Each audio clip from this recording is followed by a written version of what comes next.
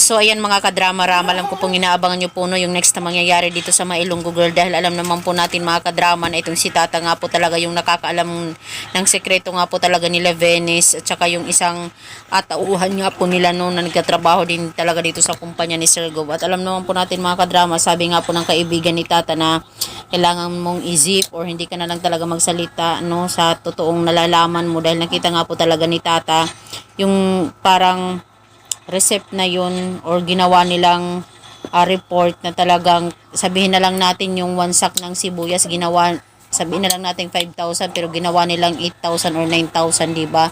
Ang laki po talaga ng nilagay po nilang price, overprice na nga po talaga yung ginawa nila Venice, dahil nagnanakaw nga po talaga sila no, hindi talaga tugma kung yung price talaga na ginamit nila.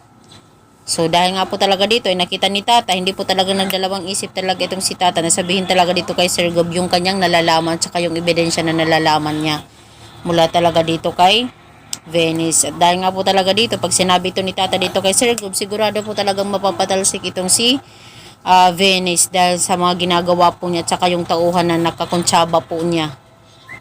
So, dahil nga po talaga dito mga kadrama, ay mapapabilib nga po talaga itong si Sir Gov dito talaga kita sa tapang talaga na gagawin niya, no?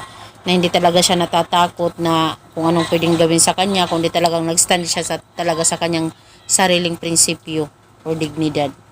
So, yun lang po mga kadrama, abang na lang po natin yung next na mangyayari. Thank you so much for watching. Don't forget to please like, share, and subscribe my channel para sa susunod na video mga kadrama is ma-update ko po kayo.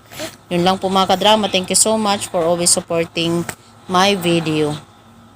Thank you. Bye. Abangan na lang po natin mga kadrama yung next na episode na mangyayari dito.